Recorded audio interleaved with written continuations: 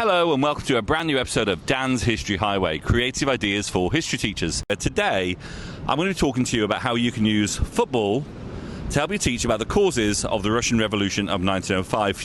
Humour me, soccer and a good history essay have more in common than you'd think.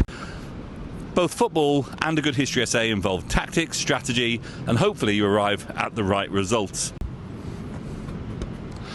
Goal! Yeah!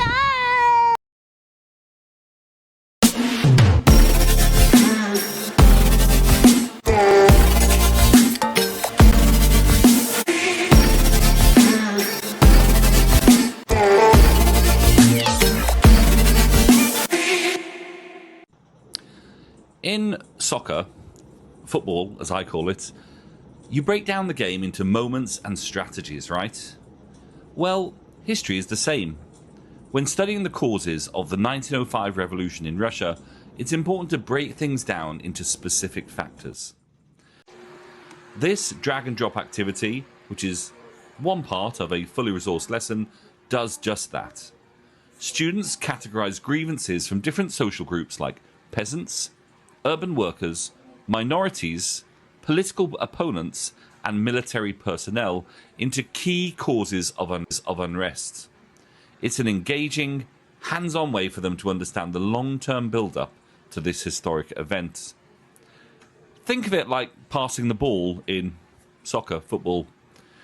Each grievance needs to be placed in the right zone to make sense of the whole picture.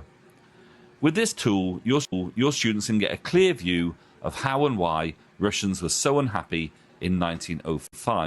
It's an interactive experience that helps them see history as a series of interconnected moments, just like a well-played soccer match. Ready to add this game-changing activity to your classroom? You can grab this drag and drop activity along with the rest of the full lesson at Dan's History Highway on Teachers Pay Teachers. The link, as always, is in the comments below. Wishing you a wonderful day. Bye-bye now. Thanks for watching. If you found this helpful, make sure to like, subscribe, and tap the bell so you never miss a new lesson idea. Check out Dan's History Highway on Teachers Pay Teachers for discounted bundles, dollar deals, and tons of resources, all organised by topic in the toolbar on the left. The link's in the comments below, so go have a browse. See you next time, and keep bringing history to life in your classroom.